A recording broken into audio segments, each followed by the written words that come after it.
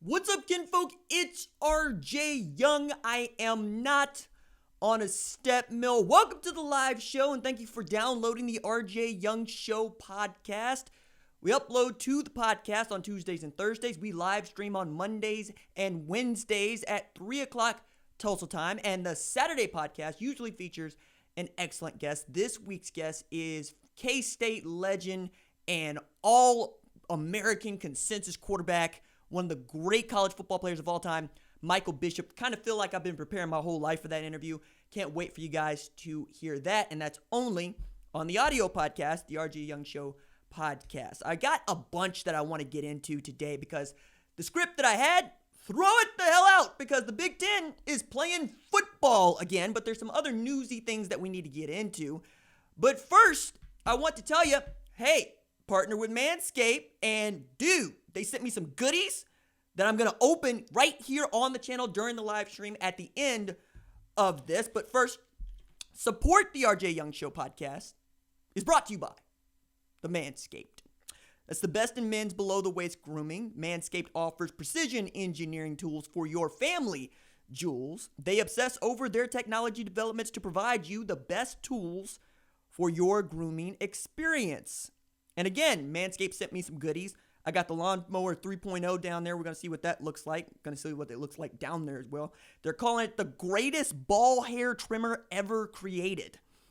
It's got a ceramic blade, which is part of the advanced skin-safe technology that is actually pioneered by Manscaped. You can use it in the shower. The battery lasts up to 90 minutes in case you need a little, extra time or you want to do something fancy for somebody in your life. It's got its own LED light for precise trimming where the sun don't shine. And look, we're out of excuses now, guys. Like, the time for must and rust down there is over. Get 20% off and free shipping with the code RJShow at manscaped.com. Again, RJShow, 20% off with free shipping at manscaped.com. I would sincerely appreciate it if you patronize them. I'm going to give you a review on the Monday show. And, might even hear from Laurel on this. But I want to start with an OU bit. I promise we'll get to the Ohio State stuff. But I thought this was interesting, okay? After what we saw from Oklahoma Sooners redshirt freshman Spencer Rattler against Missouri State, tempering expectations for the 2020 season and beyond is going to be exceedingly difficult for Lincoln Riley. Stacking superlatives about the quarterback became so common following just one half of football that I asked an NFL scout watching the game, not what did Rattler do well, but what doesn't he do well? And the only things that he had to say were that he's skinny and that you want to see him grow up a little bit, but physically he's gifted. He's up there with the Kyler Murray when it comes to arm talent and accuracy. And that's what might be the most scary thing or the scariest thing about the Rattler experience, because as Rattler's wrist whips, the ball leads with venom, which is probably what we're going to have to dub the Rattler. If it's not the Rattler, it's going to be venom. It's going to be some Eddie Brock stuff off in here. We are venom. Now, I like it. As great as his velocity is, Rattler's precision striking is what truly separates him as an elite passer. It's not that he completed 14 of 17 for 290 with 4 touchdowns in one half of football. It's that 2 of those incompletions were dropped touchdown passes, and he continued to push the ball down the field. In just 2 quarters, he completed 2 50-yard bombs, one to Marvin Mims, who we'll talk about in a minute, and the other to Charleston Rambo. Jalen Hurts completed 6 passes of 50 yards or more all last season, and 5 of them were to CeeDee Lamb, who was drafted in the first round of the NFL draft by my Dallas Cowboys, who apparently suck anyway. When Rattler arrived in Norman, the predominant thought was he'd form a kinship with Trajan Bridges, with Theo Weiss, with Austin Stogner, with Jaden Hazelwood. And that's true. It's going to be the case. It will be the case. But at this time last year, the Sooners didn't know that they were going to add the nation's most prolific high school wide receiver, perhaps ever. In September 2019, Marvin Mims was committed to Stanford. He played his way into 2,629 yards receiving, which is the national single-season receiving record, which is ridiculous. And he broke Jordan Shipley's Texas high school career record for yards, in a career, which is also phenomenal. And then he was back returning punts for Oklahoma in its opener against Missouri State. So only toward the end of his high school career did he reopen his recruitment and eventually commit and sign with Riley. Just 8 months later, his name is being mentioned in the same sentence as Joe Washington. Peep game.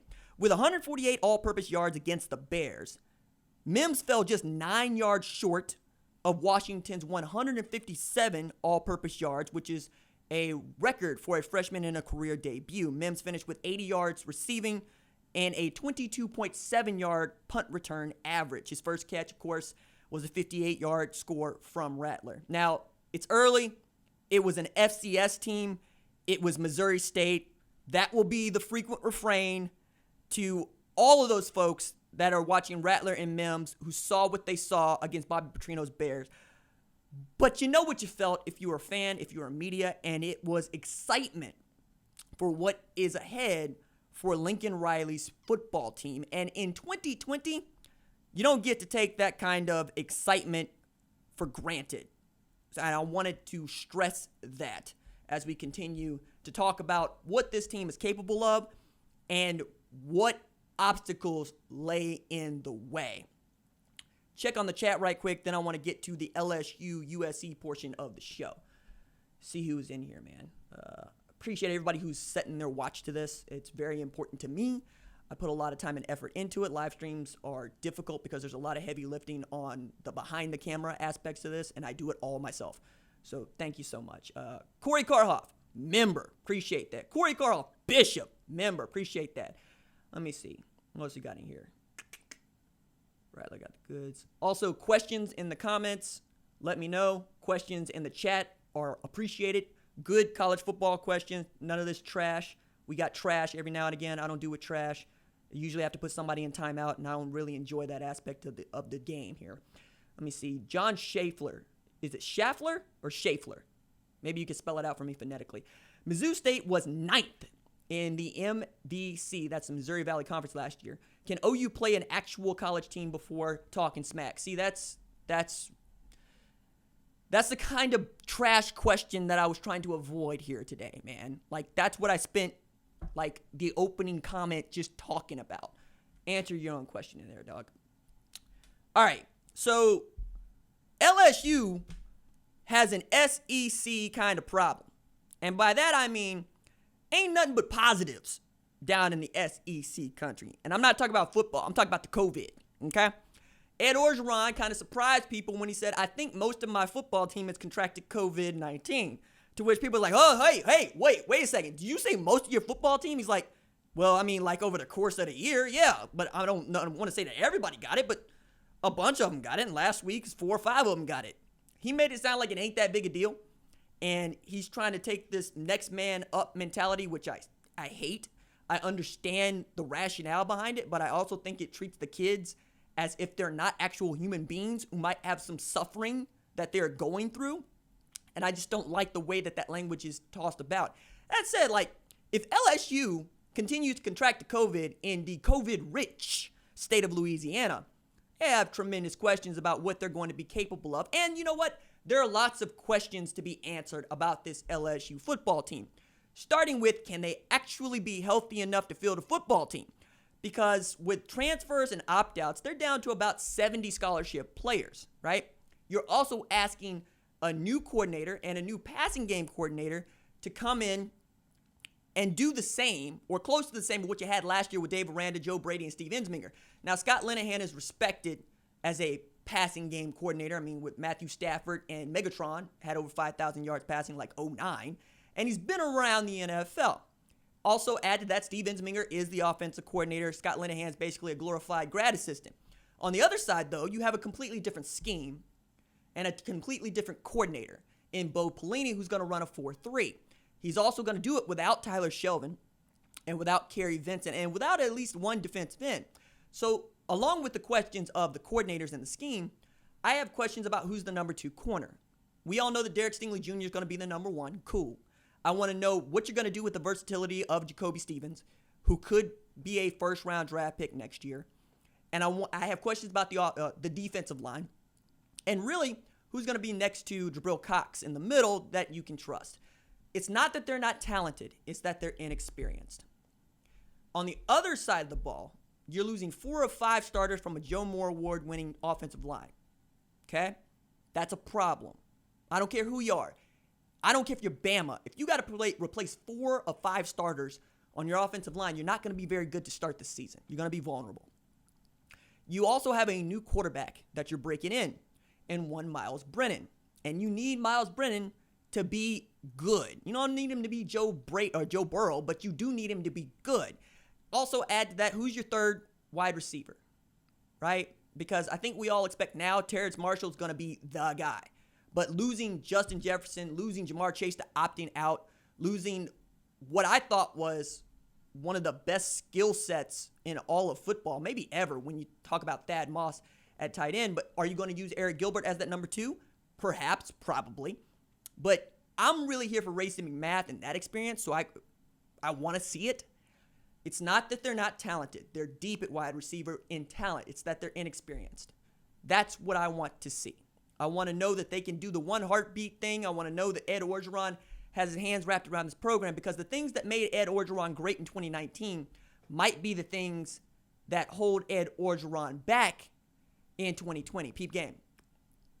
Bruce Feldman's got a book coming out in October that I can't wait to read about LSU and about how Ed Orgeron took over that program and turned it around from the loss to Troy into one of the great college football teams of all time. And one of the things that is stressed about the way that Ed Orgeron chose to go about being head coach is he organized himself, and he had a true hands-off approach when it came to his assistants. He relies on his assistants to do their jobs.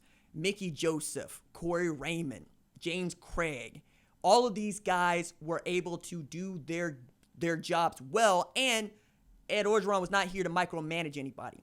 But it seems at this particular juncture, the strength of a football team might be in its micromanaging. Nick Saban's of the world, where you know everything that's going on in your program all the time. And that's how you are able to keep your kids safe and to keep them COVID-free. This is going to be an interesting conversation as we open it up to the Big Ten. But I have tremendous questions about LSU, right? I have questions about how are you going to play, not just in the SEC West, but with a couple of your SEC East opponents that might actually have something to say. Like, I'm really interested to see what Ole Miss and Mississippi State turn out to be in 2020 with Mike Leach and Lane Kiffin running the show. I'm excited to watch Arkansas go through this Saw movie of a schedule, just a horror show. But I'm going to be interested to see what Ed Orgeron is actually made of, what his team is made of, and how bought in they are to trying to defend their 2019 national championship. All right, check the chat right quick. Then I want to get into this USC Kedon Slovis thing, because I think this is wild. All right, let's see.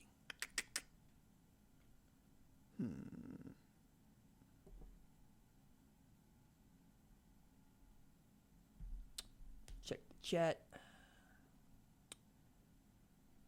Does Nebraska deserve most of the credit for the return of the Big Ten, or would this not be possible without the Ohio State influence? I want to dig into this a little bit deeper, but I think this is Ohio State-led because Ohio State's good. It's not because Nebraska doesn't care about football. We know damn well Nebraska cares about football. They sell out the spring game every single year. But without Ohio State having a head coach who's 17-1 and a head coach who never stopped stumping for his kids, and without a Heisman Trophy finalist at quarterback and like 12 NFL first-round draft picks on either side of the ball, it's really difficult. I say that because Penn State was good last year. They won 11 games. They won the Cotton Bowl. Nobody's giving Penn State any credit because nobody cares about Penn State outside of the Big Ten. Same thing could be said about Minnesota or Iowa, two teams that I know wanted to play football as well. It's not that Nebraska doesn't deserve some credit. It's that Ohio State really does lead the Big Ten Conference. It's really kind of that simple, as much as I hate to put it that way. Let me see what else we got in here. See if I can get to one more question before we get back on the schedule.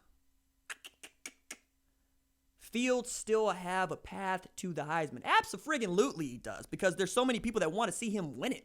It's kind of like a Jalen Hurts experience last year. I mean, Jalen Hurts ended up as the Heisman runner-up in the voting to Joe Burrow in a year where I'm like, I don't know, man. Chase Young probably the best non-quarterback in the country, and I would have given Chase Young more votes than I would have given Jalen Hurts, but I'm not a Jalen Hurts truther anyway.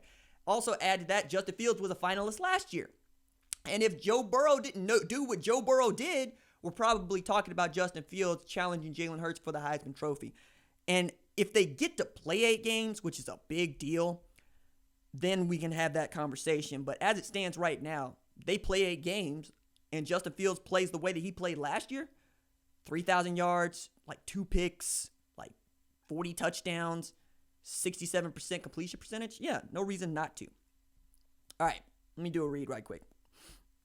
This year, make your family happy and horrible with the Ghouls and Poltergeist products. These aren't your run-of-the-mill craft kits with googly eyes and candy corn. No, sir. These kits at Ghouls and Poltergeist products make learning to sew fake eyeballs and severed heads into activities the whole family can repulsively enjoy.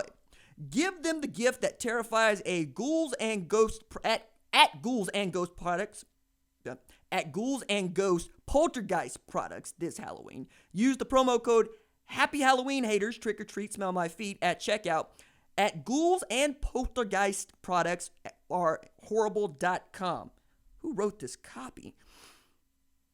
At checkout and save an extra 15%. Remember, that's Ghouls and Ghost Poltergeist products are horrible for an extra 15% off with the promo code Happy Halloween Haters, trick or treat, smell my feet. No refunds, some leet spellings, and random capitalization to the promo code may apply. The hell is that? I gotta talk to the sales manager, because I mean, I get that Halloween is seasonal and whatnot, but is this what we're doing now? Like trick or treat, smell my feet for the promo code? The hell is this? Some leet spellings may. Okay. You know what? To hell with it. Let's talk about Kedon Slovis in USC. So, Kedon Slovis, Amon-Ra St. Brown, and a bunch of the players at USC decided they're going to try to do their own letter writing campaign to Governor Gavin Newsom saying, we want to play football. But you're not the Big Ten, which is to say that you are regional. And the politics, and quite literally the topography, that reflects the Big Ten country is not what reflects the Pac-12 country. You are in Los Angeles. And I read the letter that Kedon Slovis and those kids drafted and then tagged Gavin Newsom in as governor of California. And I could not help but notice there was not one single word uttered about the wildfires that are changing the color of the sky in Northern California, in Oregon, and in Washington.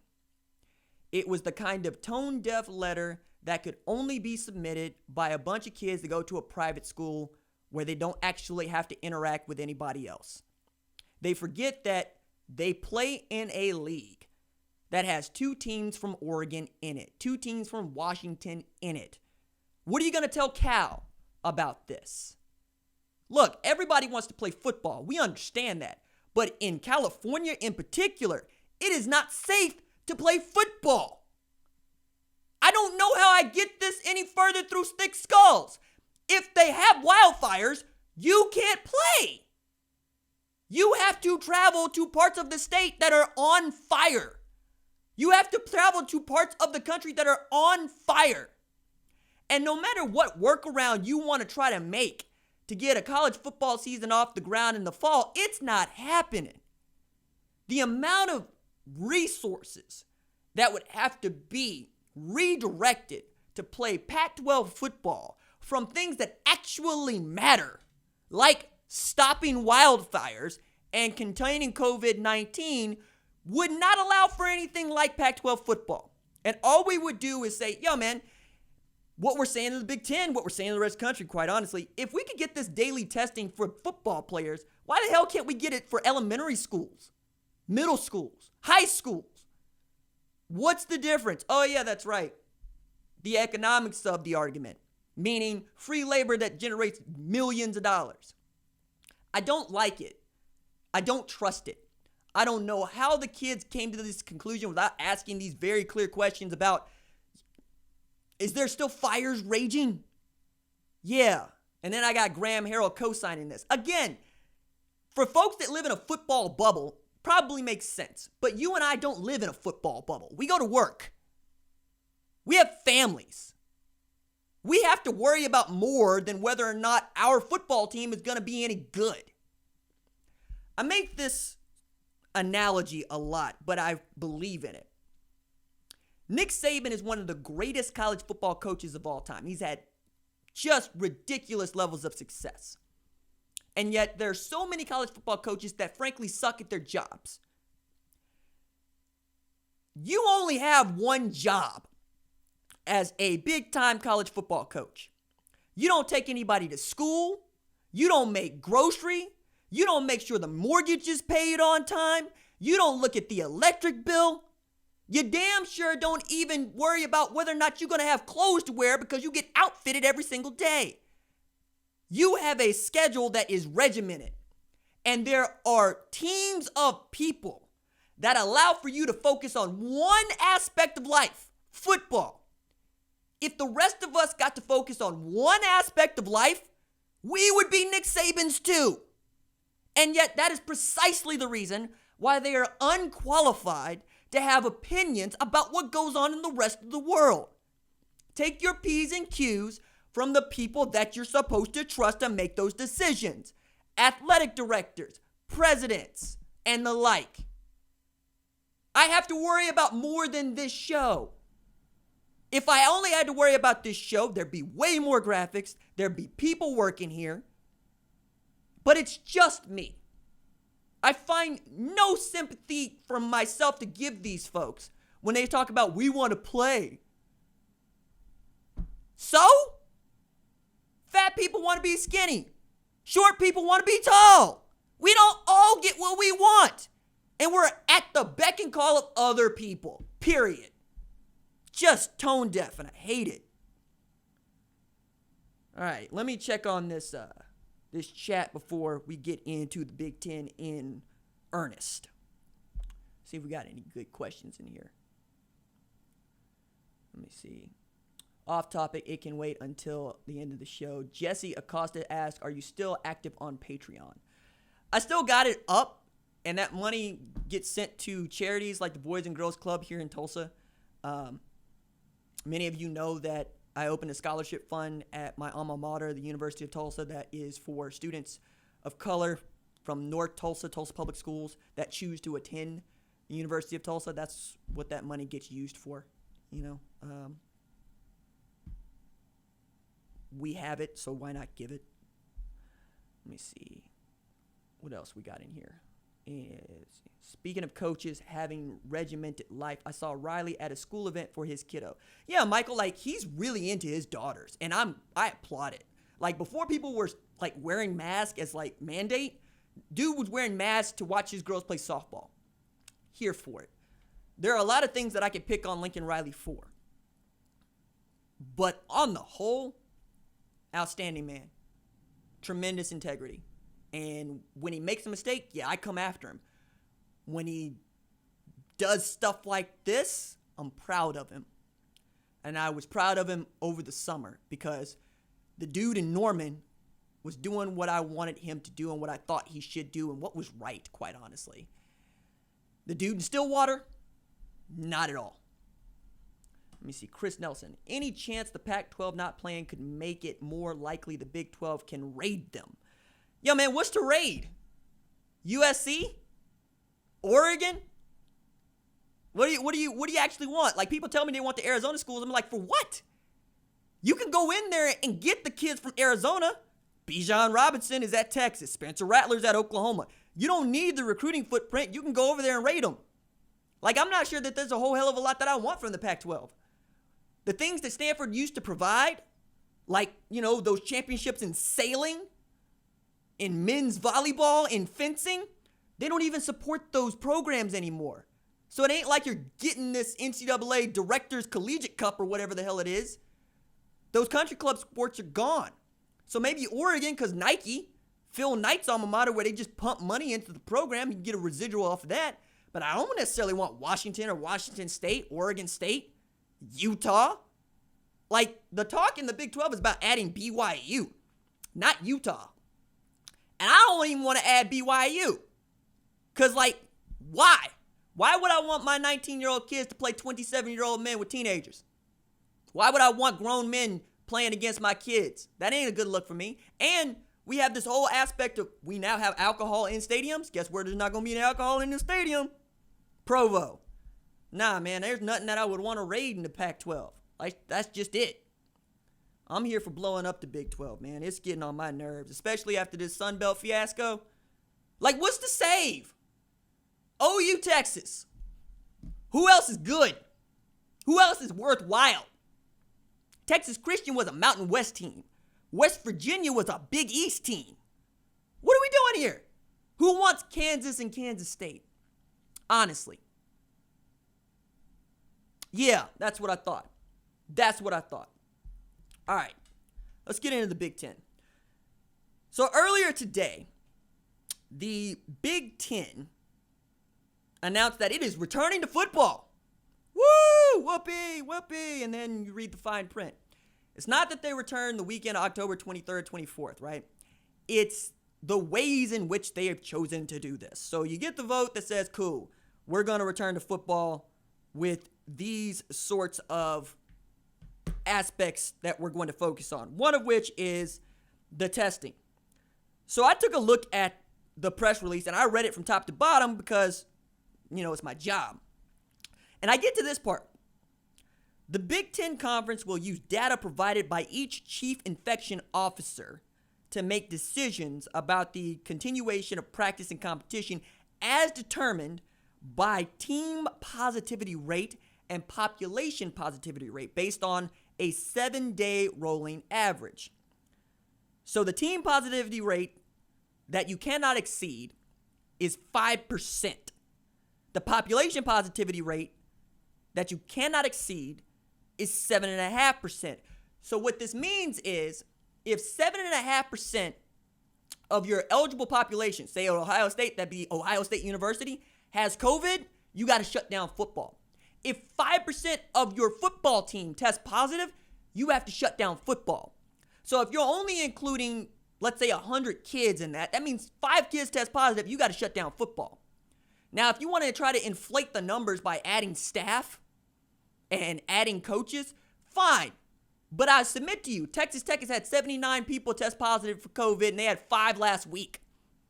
I just told you about how LSU had 5 last week and has had most of the team test positive. This idea that herd immunity is a good thing is wildly dangerous, but also not likely to happen between now and December. It's not going to happen. And that's before we tell you you can get it again. Like there's no knowledge to say that you can't. So it feels like the Big Ten put together some protocols that are either going to make it exemplary and a case study on how to do this, or they're going to fail miserably. And that's even before we decide that 8 games is enough to get them into the college football playoff without any bye weeks. Think about how many postponements we have had since the return to football in August. 2 a week is what we're averaging. You don't think that's going to happen in the Big Ten? You think the Big Ten is somehow immune? Ain't no way. Shout out Jesse Acosta. Appreciate that, dog. Becoming a member. Nah, that's what's up. You can be a member of this channel for 99 cents a month. I don't know if I've said that. Like, I make like over 100 videos a month. You're basically getting a penny per video. Like, come on, man. That's why when people tell me, yo, RJ, wouldn't you make a video about Coastal Carolina? I'm like, I'm going to get to it. Or just dig through the catalog. Chances are I have talked about your football team at some point. And if they're good, that's what we're going to get. And you get the badge for 99 cents. And the badge alerts me that you are a member, and I get to your question or your comment with the quickness. But back to the Big Ten. There's a lot of moving pieces to this. Like Barry Alvarez even came out and said we could see games on Monday nights and Friday nights. Can you imagine Big Ten football up against Monday Night Football? That's a loss. Like, as much as I love college football, the NFL is king, right? Like, I should probably be doing way more NFL content on this channel because there's more NFL fans, because the NFL is a national brand. Big Ten is a regional brand. SEC is a regional brand. Big 12 is a regional brand. And you can't talk to anybody in Texas about the Big Ten. You can only talk about Ohio State coming down there to rate them of their kids. You can't talk to anybody in Ohio about how Texas might be good. Nobody's hearing your Texas is back stuff there because we don't actually have continuity. We have regionality. And I really do wish we had a super conference or a super league so we could unite the country around one college football program. And by program, I mean like league. Because that might actually give us a little bit more standing in the national conversation. But as it stands right now, yo, man, that just ain't what it's going to be. Diego, appreciate you, homie. Right on. Very cool. And as we continue to talk about the Big Ten and Ohio State and Michigan and the like, I'm also going to add this in here. I know that Ohio State fans are very excited about the prospect of getting Wyatt Davis and Shaun Wade back. But I would ask you, what is their incentive for returning? Like, Shaun Wade's birthday's today, and he was going to celebrate by signing with an agent. Ryan Day came out and said, look, I talked to both of them. Both of them told me they would want to play football if we got an opportunity to play football, and they know that they can come here and play football. Wyatt Davis got a first-round draft grade. Shaun Wade got a first-round draft grade. Last time I checked, you can't do any better than first-round draft grade. So all you have to do to return is to win a national championship. And we're not even sure that Big Ten teams should be eligible for the college football playoff. I do, but we aren't. Because 8 games versus 10 for the rest of us, 8 plus 1 with having 2 days worth of 9 games. Not 9 games, but of the plus 1 games, because apparently that final weekend, you have 1 versus 2 and 2 versus 1 or whatever. Just didn't make any sense. And again, no bye weeks, meaning you're going to lose games rather than get to recover them. It just doesn't make sense. It doesn't look like it's going to work. If it does work, we'll talk about it. But an Ohio State team that runs the table, playing 1 fewer game than the rest of the country, that gets into the playoff is only going to serve to piss people off, which is the same as it always was, right? Nobody's ever going to be happy in college football. Like, my refrain is, college football has never, ever, ever been fair. However, you can try to make it more fair. You can make it fairer. They just don't want to. You know what I mean? Like, that's kind of the point there. And as we continue to talk about things like Minnesota getting back, Penn State getting back, Nebraska getting back, Iowa getting back, to what end? For the money. That's what the 8 plus 1 schedule is about. It's about money. Like in Madison, they're expecting to lose $80 to $120 million from their fall economy. Same thing was true in State College in Harrisburg in Pennsylvania. Same thing was true in Columbus, where literally everybody else in the state except Toledo, right, was playing college football or NFL football or high school football except Ohio State. Like, Cincinnati kicks off its season this weekend. Ohio State still hasn't played. Like, that's a problem for them. All while we still await the start of the SEC season. So it's also interesting in that the Sun Belt's off to a roaring start. You might have an undefeated Conference USA team. Like, if Marshall gets past Appalachian State, that's a great data point. If Appalachian State gets past Marshall, runs the table, that's a great data point. Central Florida could run the table. Memphis, if they get their season back on, could run the table. SMU's really good.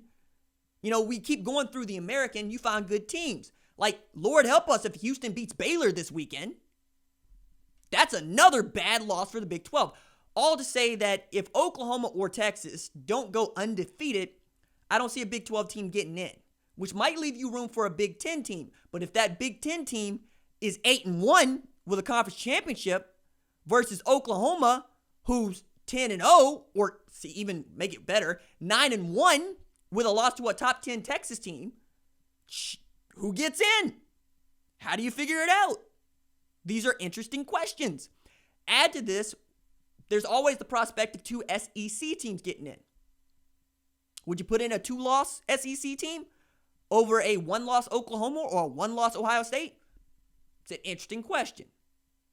You also have totally screwed up the TV schedules, right? Because now you're going to try to get as many of these Big Ten games in on Fox and the like. The Big Ten Network's probably going to have a bunch of them. You also are playing with Pac-12 After Dark, which the Big 12 got into. So are we going to see Rutgers versus Maryland at 9 o'clock? Probably. I'm like you in that I would love to see more football. But at what cost? What cost to the game? Like, the game is being ruined right now, man. Like, we're not going to be able to get college football back the way that we had it last year. It's gone. Are we doing more harm than good in trying to get this started? Maybe. I do like that somebody's trying to do something, but also knowing when to pull the plug is very important as well. Because I don't think anybody has actually admitted when they expect the drop-dead date to be. You're just going to postpone games until you postponed more games than you can play, and that'll be your drop-dead date. But I don't think that anybody has that in their mind right now. What else got in here? Let's see. Scheffler? What is the breaking point where, say, 5-1 or 6-1 Big Ten champ over a 12-0 AC American champ? Like, that's what I'm asking. That's what I'm asking. I want to put an undefeated team in the playoff before I want to put a one-loss team in the playoff. I understand the argument that one football team is more talented and probably presents a better challenge to another Power 5 team. But I believe that you should be in a playoff if you're undefeated. I think you should have the opportunity to continue to play until somebody beats you. I'm the guy that wants the 24-team playoff, 16-team playoff, though, because I think everybody deserves the same opportunity to get their ass whooped by Bama. Like, that's where I live. I'm here for Appalachian State getting into the college football playoff. I award Central Florida the 2017 national championship because they're undefeated. And if you don't want to hear their mouth, then put them in the playoff. Let them get beat down the way that Oklahoma got beat down. Let them get beat down the way that Notre Dame got beat down. What's the difference? The difference is you. The difference is there are more folks that are fans of Oklahoma or Notre Dame than there are of Central Florida or Memphis or SMU or Appalachian State. I believe that the kids should dictate on the scoreboard who gets to play in what championship. Not somebody that sits in a suit at a boardroom table. That's just not how I get down. I believe in the ideas behind a meritocracy. I believe that if you are able to beat somebody, you should be allowed to beat them until they beat you. I want that for these kids. I want that for my sport. It's the thing that I envy the most about the NFL. They're even putting in extra wildcard game to make sure that they get as many teams in that deserve to be in so nobody has an excuse. The same thing is true of Major League Baseball. We had the Washington Nationals go from a one-game playoff to World Series champs. I'm here for that story. Give me that. That's what I would love to see. But the people that are gatekeeping college football don't want to see it.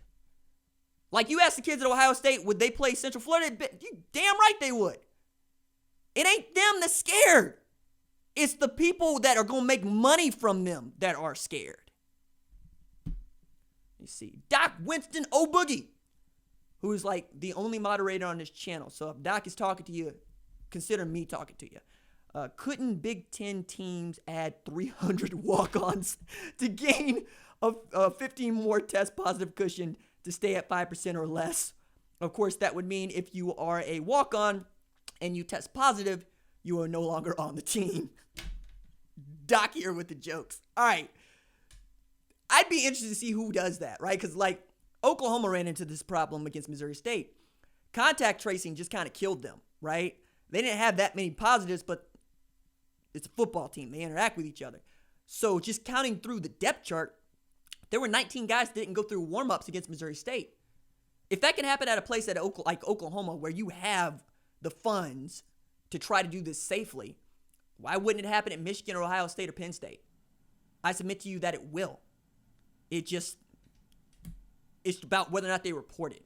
And that was really my argument last week. So Memphis had to postpone a game because they had about 20 kids test positive. Story was Memphis kids got on a party bus after beating Arkansas State. And then we had a Memphis player say, we didn't actually get it from a party bus. We got it from Arkansas State. Turns out some of those players were on the party bus, but some of them did get it from Arkansas State. Because Arkansas State played over the weekend against Kansas State, gets back home. They have to postpone games against Central Arkansas because they tested positive. To which I had asked, are you just going to take people's word on this? Because nobody's been transparent about the COVID numbers and nobody's been transparent about how they're testing.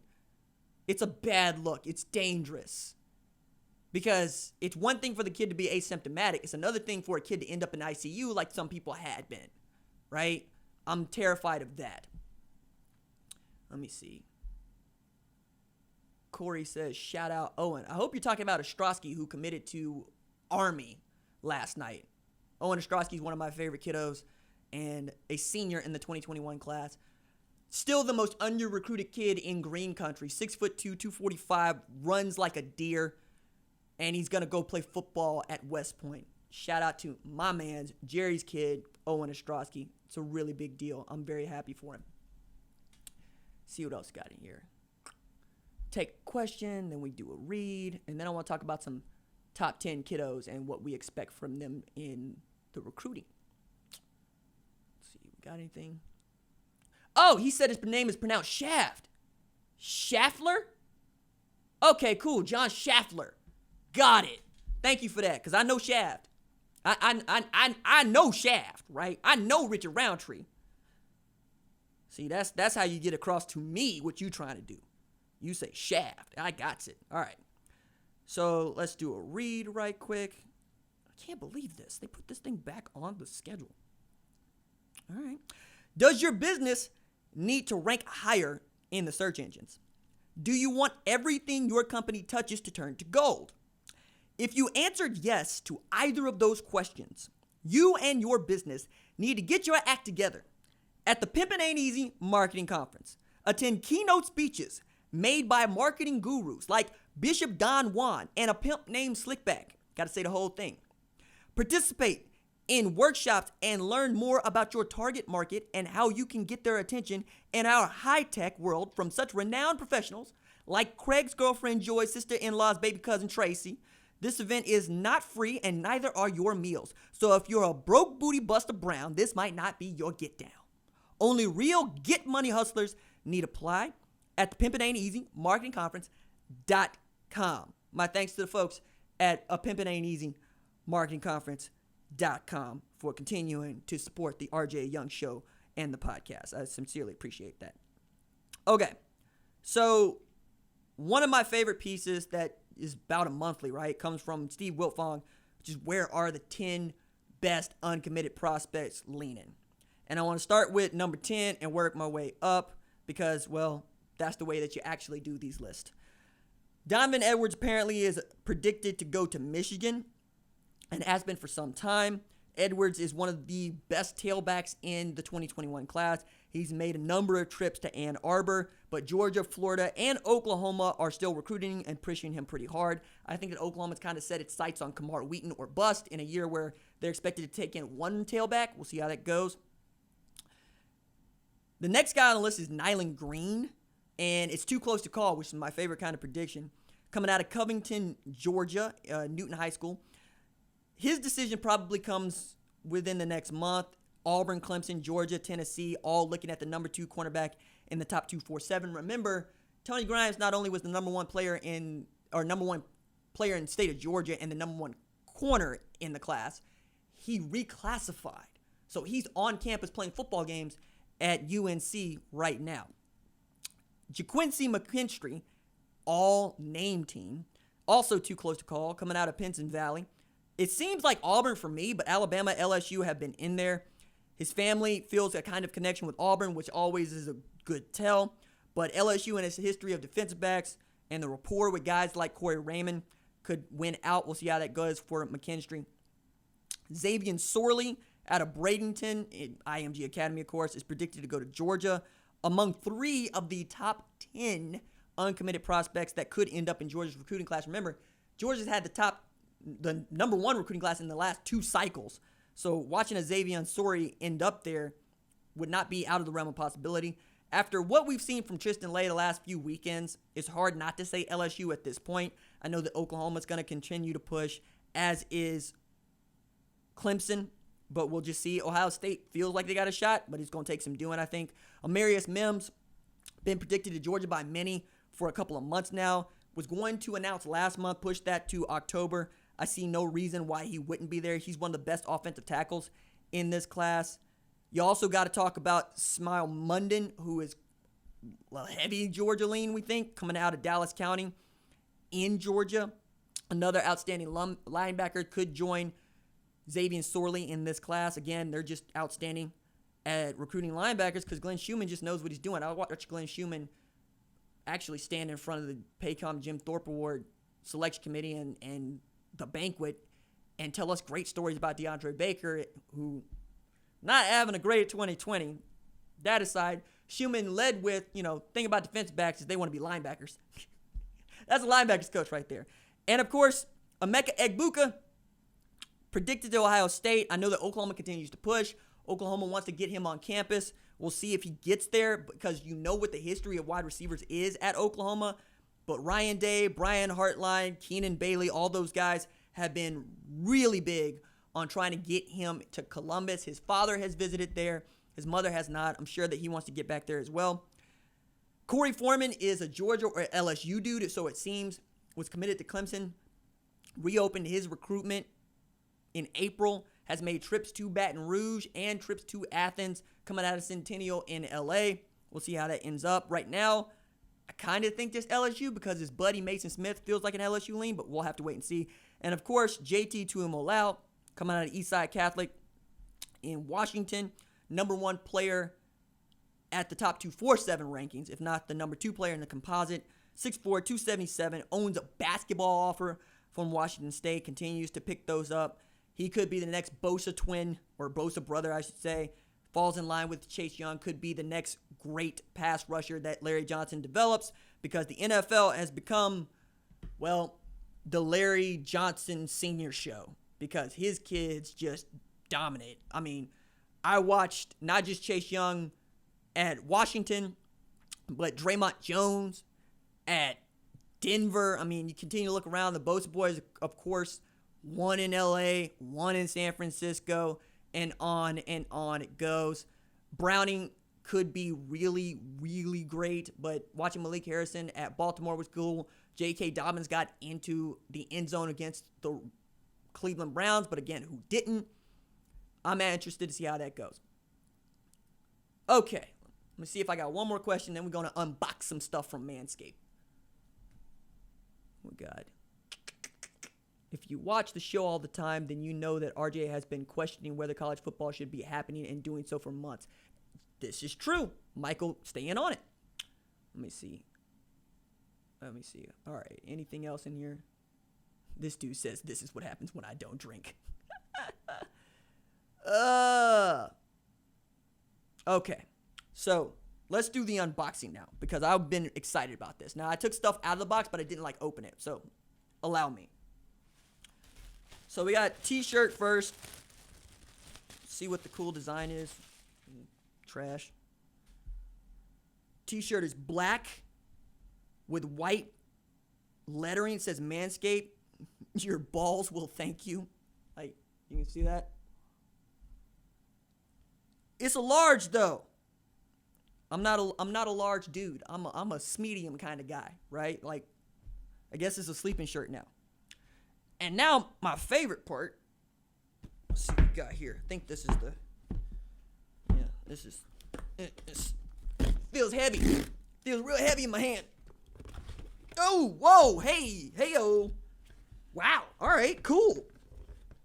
What we got? We got additional products that you might like. Stay fresh for your crop top.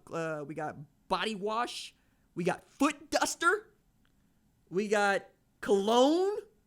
And we got the Plow, superior safety razor made with a machined brass handle for better grip and zinc alloy head. Provide gentle shave for extra smoothness. Well, everybody knows that I'm hairy, so this ought to be good. Let's see what we got. Oh, hey! Look at this. See this? Look at this. All right. You have to, let's see what the, oh! It's got a light. It's got the LED light. I love that. All right, we'll give that a shot. I'm excited about that. Ball toner. What? Ball toner? Crop reviver. What? For an anytime pick-me-up, spritz your goods once or twice. Let it dry. All right. Okay. Can't wait to show Laurel these. We have ball deodorant. All right. Give this a shot. It's going to be an adventure. I only got performance boxers, size large. I guess those aren't for me then. This guy in here. Let's see. Well, I mean, I guess it could be size large. Ha, ha, ha, ha. Okay, we got. Ooh, we got a guard? All right, honestly, which one of y'all need a guard for the ball trimmer? I don't think we could be friends. I don't think that's gonna be what it is. Let me see. We got the charging station. We got the charger. And again, this guard. Like, who's using a guard? Who are you? I don't think I like that. You're using a guard. All right. Oh, what'd I drop? I dropped something. Hold on a second. Oh, it's a remote. TV's over there. And then we have the shears. 4-piece essential grooming kit and storage case. The shears. We have, it's travel friendly. So we got scissors, tweezers, a nail file, and nail clippers. Be perfect for the DOP kit.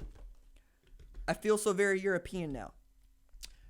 So yes, definitely on Monday we're going to review this in earnest because I'm actually excited about this. Again, manscaped.com. Use the promo code RJShow. Get 20% off. Maybe you can try it right along with me. Let me see what else we got in here. Man, I can't believe we got ball toner. Like, okay. I mean, I'm black, so maybe we'll see. Hey, Cheryl, like, this was actually Laurel's idea. So, like, I hear you, but, like, maybe I needed to get the message. Yeah, man, I did not expect that to be one of the first sponsors of the show, but I'm happy to have Manscaped. This good time. All right, what else did I have that I wanted to get to? I'm trying to make sure I got to the stuff. What did I get to? Got to Wyatt Davis, you know. Big Ten kickoff. Oh, last thing here. The fans in the stands aspect to this. So check this out. Ohio State has been long planning to reduce the capacity to or no fans at all. In June, Gene Smith said, hey, we're exploring lots of models, but right now it doesn't feel like they're going to sell tickets to the October 24th games. Sounds like empty stadiums as the conference has decided not to sell tickets for the public due to COVID-19. So fans will not be permitted at Penn State either. And I think that's just going to be around the country. So expect the Big Ten to play in empty stadiums. It's going to be interesting because, like, I know the Big 12 is going to have limited capacity throughout its stadium. So sorry about you. Though there has been some theories that explored where parents and friends and family could be allowed to go to those games. So maybe y'all want to try to go make yourselves, I don't know, family with Justin Fields. And before we get out of here, let's do... Oh yeah, I gotta do the Halloween one. This year, make your family happy and horrible with Ghouls and Poltergeist products. These aren't your run-of-the-mill craft kits with googly eyes and candy corn. These kits at Ghouls and Poltergeist products make learning to sew fake eyeballs and severed heads into activities the whole family can repulsively enjoy. Give them the gift that terrifies at Ghouls and Poltergeist products this Halloween. Use the promo code Happy Halloween Haters Trick or Treat Smell My Feet at checkout at Ghouls and Poltergeist products or horrible.com and save an extra 15% off your purchase. Remember, that's Ghouls and Poltergeist products are horrible for an extra 15% off with the promo code Happy Halloween. Haters, trick or treat, smell my feet, no refunds, some leet spellings, and random capitalization to the promo code may apply. Okay. Appreciate you guys for coming through. It's a good time. It's always fun. Download the RJ Young Show podcast wherever it is you get your podcast. And I look forward to giving you the Saturday podcast on, Saturday. I'll talk to you in like an hour. Deuces.